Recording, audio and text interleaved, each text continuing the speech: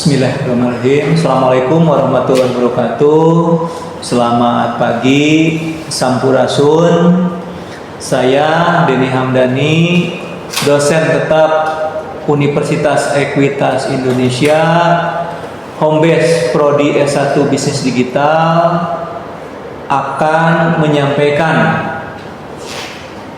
RPS dan SAP mengenai manajemen operasional. Manajemen operasional adalah salah satu mata kuliah yang saya ampu di Universitas Ekuitas Indonesia.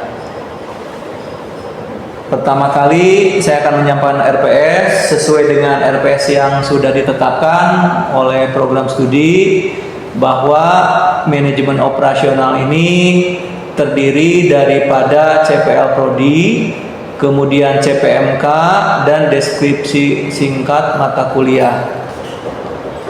Kemudian ada CPMK, capaian pembelajaran mata kuliah. Di sini ada CPMK yang pertama, mampu mengetahui konsep dasar manajemen operasi serta perancangan produk dalam sistem global. Di sini sesuai dengan CPL Prodinya S2, S9, S10, KU2, KU8, dan KK2. Kemudian CPMK yang kedua, mampu memahami strategi proses dan peramalan dalam bidang industri barang dan jasa. Kesesuaian dengan CPL Prodinya itu ada P2, P6, P7, dan KK7. Kemudian ada CPMK yang ketiga, mampu mengaplikasi perencanaan lokasi dan tata letak serta perencanaan kapasitas dan agregasi dalam industri barang dan jasa. CPL Prodinya sesuai dengan P3, KU3, KU5, KU7, dan KK7. Kemudian CPMK yang keempat, mampu menganalisis manajemen kualitas, persediaan, penjadwalan, pengukuran kerja, dan rantai pasokan pada industri barang dan jasa. Kesesuaian dengan CPL Prodinya KU1, KU2, KU5, dan KK8. Adapun deskripsi singkat mengenai mata kuliah manajemen operasi, mata kuliah ini membahas dan memberikan pengetahuan, keterampilan atas berbagai topik mengenai manajemen operasi, perancangan barang dan jasa, strategi proses, aktivitas peramalan, perencanaan lokasi dan tata letak, perencanaan kapasitas dan agregasi, persediaan, penjadwalan, manajemen kualitas, dan pemeliharaan, serta alat-alat atau tools terkait yang digunakan pada manajemen operasi. Kemudian bahan kajian atau materi pembelajarannya, yang pertama pendahuluan, konsepsi dan peran MO dalam tatanan industri nasional dan global. Yang kedua perancangan barang dan jasa. Yang ketiga strategi proses. Yang keempat peramalan. Yang kelima perencanaan lokasi dan tata letak fasilitas. Yang keenam perencanaan kapasitas dan agregasi. Yang ketujuh persediaan. Yang kedelapan penjadwalan dan pengukuran kerja. Yang kesembilan manajemen kualitas dan alat-alat atau tools. Yang 10 integrasi rantai pasok. Yang 11 pemeliharaan. Adapun daftar referensi yang digunakan untuk mata kuliah manajemen operasi adalah buku Operation Management Sustainability and Supply Chain Management terbitan Salemba, pengarangnya Jay Heiser dan Barry Render dan Manson. Adapun buku pendukungnya, Operation Management Theory and Practice Person Education in South Asia, pengarangnya Mahadepan. Yang kedua, Operation Management The Art and Science of Making Things Happen, Academy Press, pengarangnya Kuki. Kemudian Production and Operation Management, pengarangnya Peneser Pan. Kemudian artikel penelitian yang terbit pada jurnal nasional dan internasional. Kemudian dalam kuliah ini kami menggunakan media pembelajarannya, perangkat lunaknya MS PowerPoint, MS Excel, platform meeting online, Cloud, Zoom Meet, dan lainnya. Kemudian perangkat kerasnya ada laptop dan LCD proyektor. Mata kuliah prasyarat pengantar bisnis dan manajemen. Baik, adapun untuk RPS mata kuliah manajemen operasi sebagai berikut. Untuk pertemuan ke-1 dan kedua, bahan kajiannya definisi dan istilah manajemen operasional, fungsi manajemen operasi, ruang lingkup manajemen operasi, jenis organisasi dan proses produksi, posisi manajemen dalam operasi. Kemudian untuk pertemuan ketiga, ini berbicara mengenai formulasi strategi, prioritas bersaing, peran operasi dalam strategi korporasi. Kemudian untuk materi pertemuan keempat dan kelima, ini mengenai kebutuhan peramalan, metode peramalan, proses peramalan, teknik peramalan, dan metode peramalan kualitatif. Selanjutnya untuk pertemuan ke-6 ini berbicara mengenai penentuan lokasi pabrik, tata letak, jenis-jenis bangunan, pertimbangan desain fasilitas, dan berbagai pola layout. Kemudian pertemuan ke-7 ini kajian-kajiannya adalah konsep dan definisi kapasitas, perencanaan dan kebutuhan kapasitas, analisis BEP, dan learning curve. Kemudian pertemuan ke-8 ini dilakukan ujian tengah semester UTS. Setelah UTS, pertemuan ke-8 dan ke-9 berbicara mengenai jenis-jenis persediaan, fungsi persediaan, model EOKI, model ABC, dan metode penentuan nilai persediaan. Selanjutnya ada metode persediaan MRP, pengoperasian sistem MRP, manfaat RRP. Itu untuk pertemuan ke-8 dan ke-9. Pertemuan ke-10 berbicara mengenai penjadwalan, konsep implementasi, indikator metode, Johnson Method, dan Hungarian Method. Kemudian pertemuan ke-11 dan 12 materinya adalah konsep kualitas, faktor biaya kualitas, inspeksi, dan sistem Six Sigma dan TKM. Kemudian pertemuan 13 ini analisis rantai pada pasokan, pelaku rantai pasokan, analisis efektivitas dan efektivitas rantai pasokan.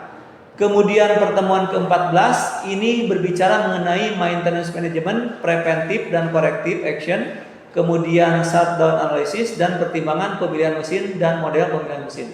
Itu materi pertemuan ke-14. Selanjutnya untuk pertemuan ke-15 ini dilakukan UAS dan kuis. Jadi pertemuannya sebanyak 16 kali pertemuan. Untuk video pembelajaran berikut. Bismillahirrahmanirrahim. Assalamualaikum warahmatullahi wabarakatuh. Selamat pagi. Sampurasun. Oke. Hari ini sesuai dengan RPS kita, rencana pembelajaran, kita masuk kepada materi maintenance management ya, maintenance management di pertemuan ke-14. Sesuai dengan buku yang kita pakai yaitu organisasi dan perusahaan industri ya, seperti itu. Baik, saya akan masuk ke materi maintenance management gitu. Jadi di sebuah pabrik ya, di sebuah pabrik itu kita ada katakanlah maintenance management. Bagaimana manajemen dari pemeliharaan seperti itu. Ya. Nah, kita lihat di sini bahwa di pabrik ya, di pabrik gitu ya.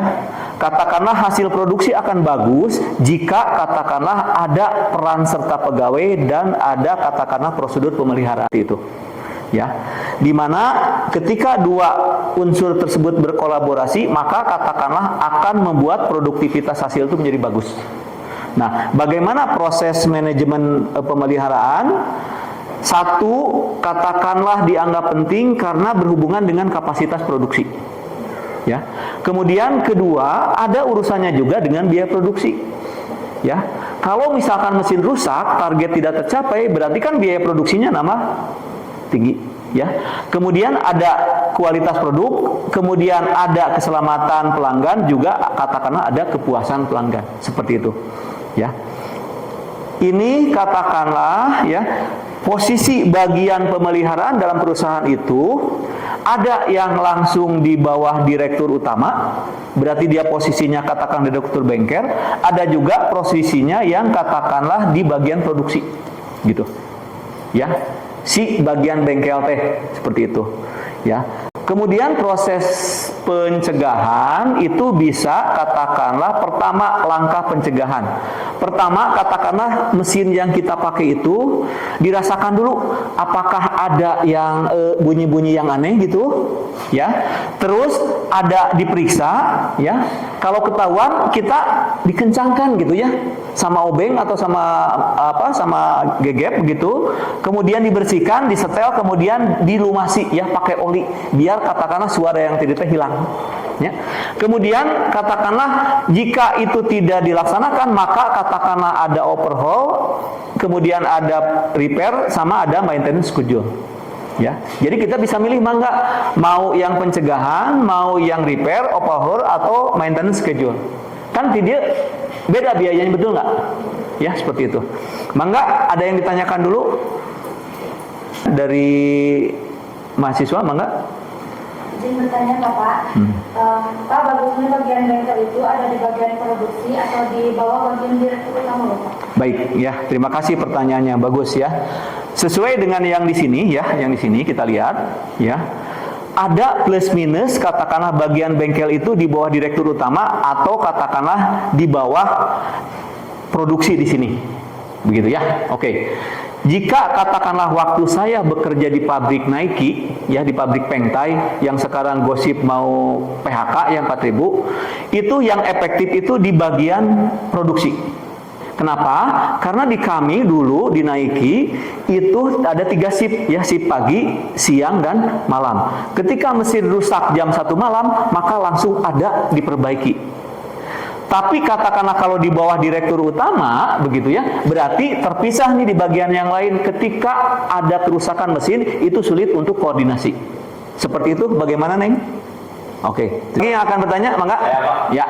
Seberapa penting pemeliharaan dalam perusahaan, Pak? Bagi, ya. Jadi sesuai dengan yang tadi, ya, materi yang tadi bahwa pentingnya pemeliharaan dalam perusahaan itu katakanlah menyangkut berbagai aspek. Bisa di kapasitas produksi. Kalau mesin rusak berarti katakanlah targetnya tidak tercapai, ya.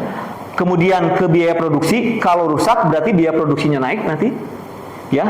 Kemudian katakanlah kepuasan pelanggan, kalau mesin rusak berarti barang yang diproduksinya lambat, berarti kan tidak tepat waktu diterima di pelanggan, ya.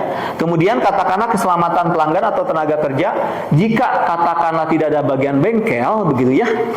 Ketika mesin rusak, maka katakanlah tenaga kerja ini menjadi nganggur, idle, sehingga dia katakanlah kena hukuman. Seperti itu. Bagaimana, Nak? Cukup. Baik. Ya, baik. Nggak ada lagi yang bertanya? Dilanjut, ya, dilanjut. Nah, kita lihat di sini, ya, kita lihat di sini di materi selanjutnya, ya, materi selanjutnya. Biarpun katakanlah, ya, sudah ada departemen bengkel, tapi tetap katakanlah kegagalan sebuah mesin itu tetap akan terjadi. Ya. Nah, di sini kita adalah bagaimana katakanlah menghitung jumlah kegagalan selama periode tertentu. Ya. Kita lihat di sini failure rate N sama dengan jumlah kegagalan dibagi jumlah jam unit dari waktu pengoperasian kali 100%. Ini untuk menghitung katakanlah jumlah kegagalan. Selanjutnya, katakanlah kita bisa menghitung failure rate-nya adalah dengan jumlah kegagalan dibagi jumlah unit yang dicoba dikali 100%. Selanjutnya kita bisa menghitung kegagalan ke-1 dengan kegagalan kedua, itu durasinya berapa lama, itu kita bisa dihitung dengan rumus MTBF, di mana rumusnya 1 dibagi FRN, seperti itu. Coba kita lihat di sini di contohnya. Ya. 20 sistem pengaturan suhu yang dirancang oleh astronot, ya, dioperasikan selama 1000 jam. Ya. Tapi dari 20 tersebut ada 2 sistem yang mengalami kegagalan setelah 200 jam pertama dan yang satu lagi setelah 600 jam pertama. Ya. Berarti kita lihat di sini gitu ya. Total waktu pengoperasian normalnya itu 20.000. Dari mana 20.000 itu? Dari 1000 jam dikalikan 20 unit. Terus waktu ketika tidak beroperasi, kita lihat kan ini ada yang rusak nih, setelah 200 jam dan setelah 600 jam. Ya, berarti kita lihat waktu tidak beroperasinya 800 ditambah 400. 800 di mana? Ya, 800 ini adalah 1000 ya, 1000 jam dikurangi 200. Berarti dia sesana 800. Ya. Kemudian katakanlah yang satu lagi 400 dari mana gitu ya? Dari katakanlah 1000 dikurangi katakanlah 600. Gitu. Ya. Kemudian waktu operasi adalah total waktu dikurangi waktu tidak beroperasi sama dengan 20.000 dikurangi 1.200, 18.800. Jadi waktu beroperasinya teh 18.800. Bisa diikuti ini? Ada yang bertanya dulu? Baik, kalau tidak ya. Kita lihat masuk ke perhitungan ya, perhitungan. Tadi sesuai rumus awal, FR-nya berapa? FR-nya itu adalah jumlah kegagalan dibagi jumlah unit yang dicoba kali 100%. Berarti 2/20 kali 100 sama dengan 10%. FR-nya. Terus FRN-nya berapa? Jumlah kegagalan dibagi jumlah jam unit yang operasi sama dengan 2 dibagi 20.000 dikurangi 1.200. Berarti di sini 0,000106. FRN-nya. Terus MTBF-nya berapa? 21 ya dibagi 0,000106 berarti 9,434 jam. Jadi waktu antar kegagalan itu selama 9.434 jam. Seperti itu. Ya. Bisa diikuti? Ada yang ditanyakan dulu? Baik, ini ada soal, silahkan dikerjakan. Silahkan dikerjakan. Ya, kerjakan.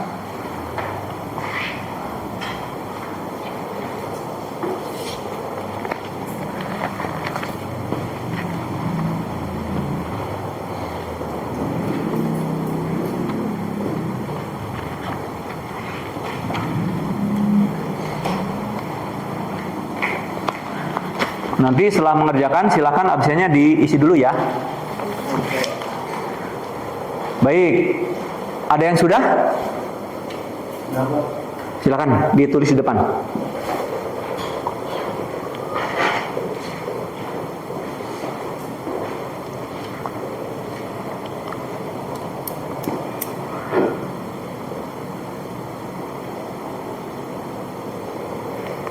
Sambil kawannya mengisi, silakan kalau ada pertanyaan ya. Silakan absennya diisi dulu, Neng.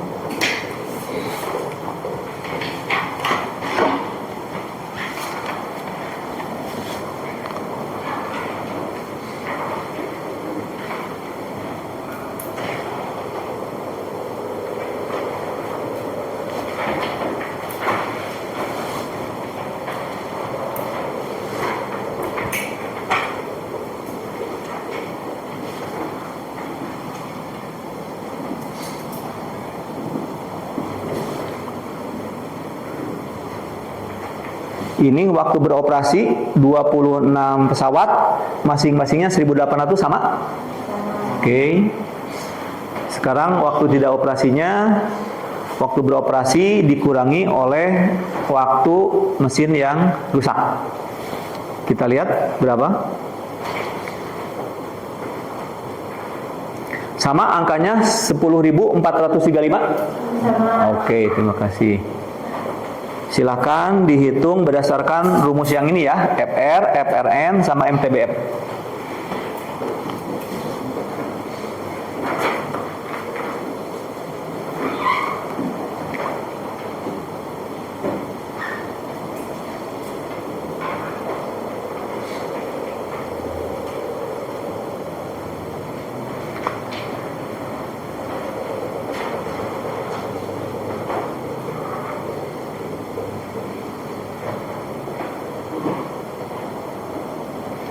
Sambil diperhatikan, kalau ada salah dikoreksi ya.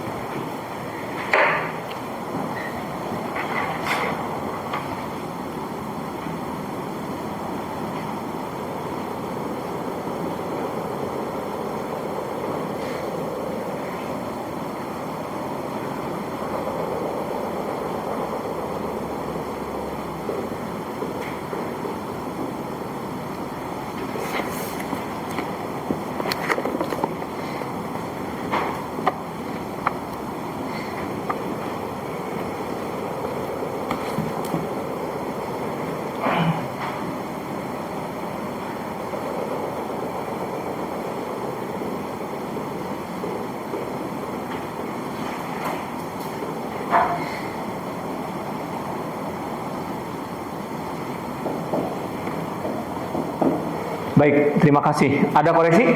Sama hasilnya? Sama. Baik, ya terima kasih nak. Baik, kita lanjutkan. Sekarang begini ceritanya. Ya, oke, ceritanya begini.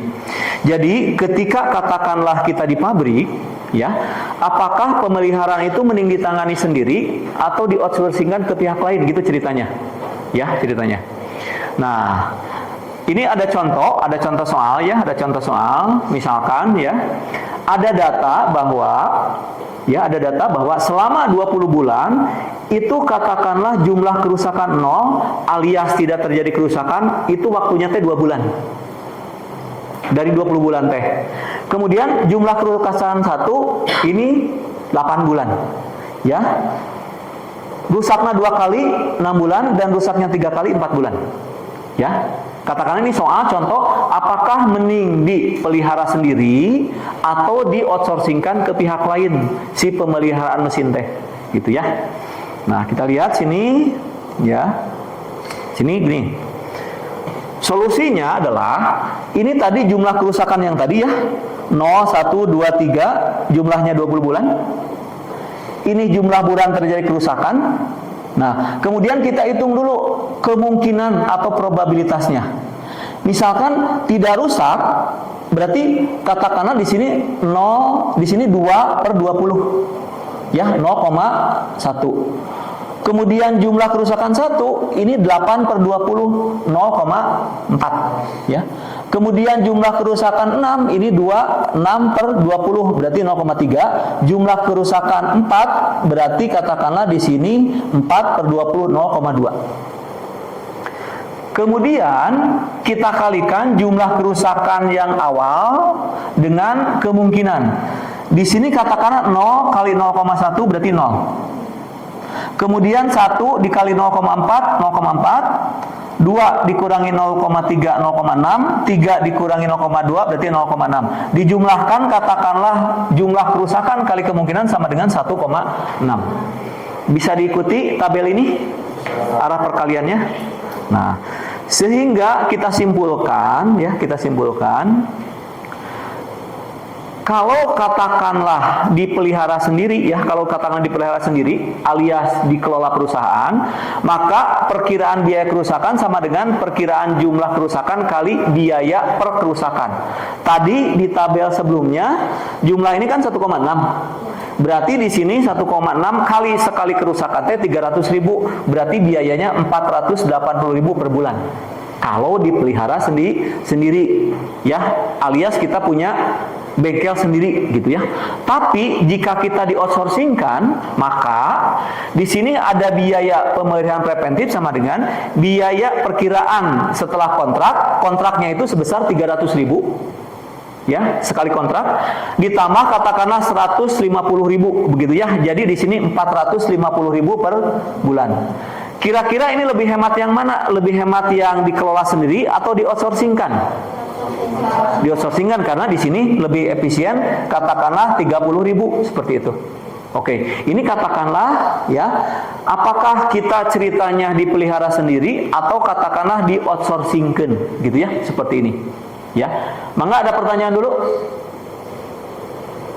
Oke, baik ya.